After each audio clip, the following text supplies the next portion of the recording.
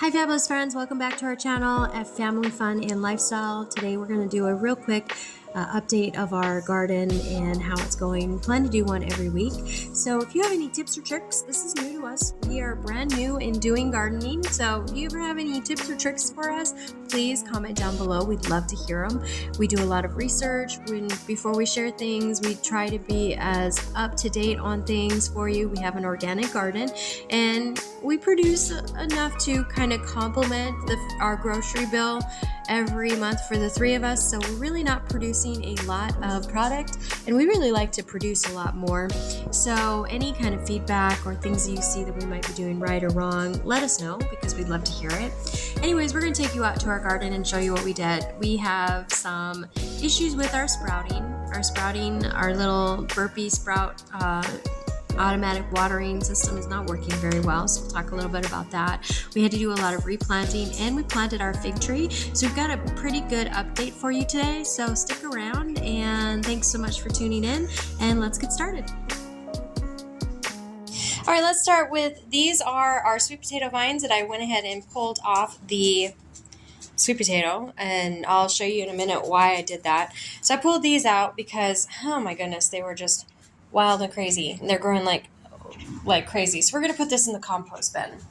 Then if you'll come over here, you'll see our strawberries never produced. So I am going to go ahead and plant some herbs, and we'll try to get some herbs into the garden through this. So we're going to plant them. I'm going to do that Monday. So I will update you on that as we continue to grow that area. All right, so let's take a look here. So here's the deal. With the sweet potatoes, this was vining out so far, it was crazy. So what I had to do was, this aisle right here is supposed to be spinach. It never grew in, so we replanted. You'll see we marked everything with a circle where we planted.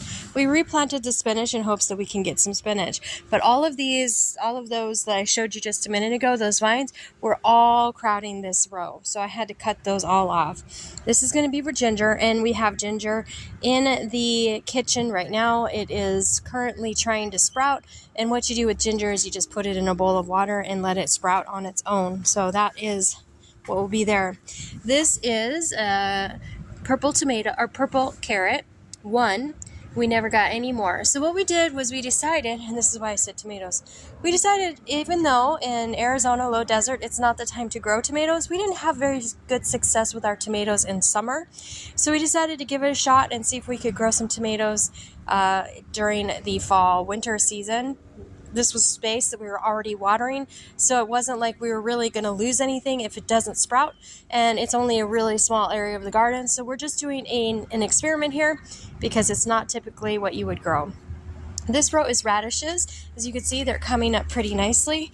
We do have some blank spaces in there, but we'll go ahead and see what we get as it continues to grow. But these are radishes. Of course, those are our sweet potatoes. All right, moving on. Spinach was replanted here, and then this we have carrots and we have green onions. I'm sorry, these are garlic and those are green onions. So we have carrots, green onions, and garlic. The carrots are finally starting to come in. You can see them there. And we grew garlic straight from basically the garlic is straight from the pantry. It was sprouted and I just put it in the ground. Okay, and then there is a basil plant. These are turnips. We did go ahead and fill in the spaces with a replant to go ahead and see what we could do, but we do have some good turnips already coming in. So fingers crossed we're going to get a good couple crops there. Okra is still doing strong. Look at this. That's ready to be picked. Amazing, right? Here's another one, about another day to be picked. We get about 10 okra a day off of this row, and those go in salads. We grill them up or we roast them up, so they're really good. Again, turnips, and then this is basil and basil. So we got some basil growing in. The reason why I planted, this is an FYI, the reason why I planted herbs, in case you missed our other videos, is it's complementary planting. We are a completely organic garden. This is all organic. And so you're going to have pests, you're going to have rodents, you're going to have all kinds of things. We slowly learn what we need to do to deter them. One really popular deterrent is complementary gardening or planting.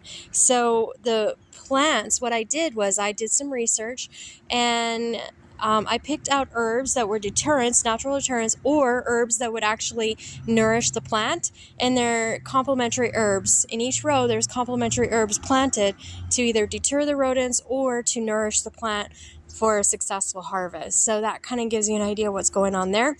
Like the garlic and the green onion. Well, the garlic is definitely a really good complement to carrots, which is why I put them on that row, and they're great deterrents. So we're seeing a lot less pest and rodents and things going on. We still have the birds, but we're gonna go ahead and order an owl that is motion sensor. I'll update you on that in the future, in future videos. Again, I'm hoping to do one video a week on the garden so you get an idea of what's going on. These are our potato plants.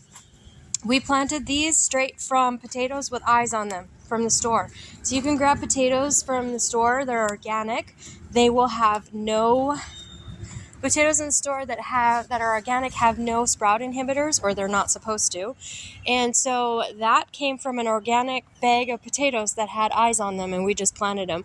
Normally you can just cut them. If a potato has like a couple eyes on one side, a couple eyes on the other side, you can cut it in half and plant it. I didn't do that this time. I planted the whole potato in each spot, and I think we put 2 in each spot, just to, see how it would go. And this was our first time planting potatoes. They're coming up nice. These are peas. We'll be staking these peas, so just stay tuned for that. Probably in a week or so, we're going to stake up those peas. But look at that harvest of those peas. That's going to be great. My daughter loves peas.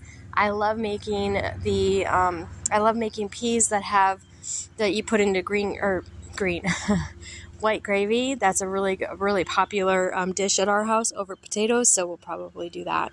This was a row of broccoli. We replanted it because there's nothing here. I did look up these plants right here. They are not broccoli. They are either squash that has come from our squash plants over here, cross-pollination, or possibly watermelon. I don't know.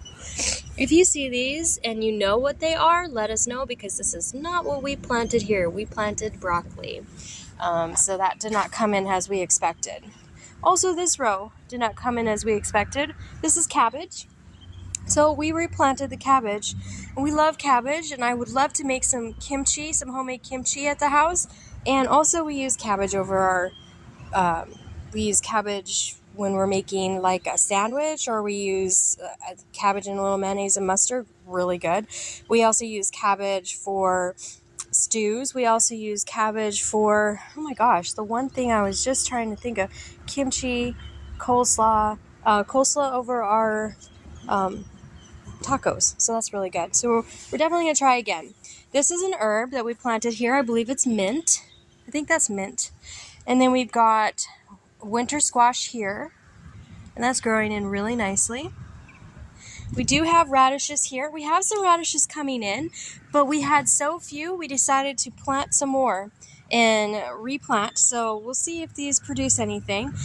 We replanted another bag of radishes, another seed bag of radishes. And then here is our squash. This is zucchini squash.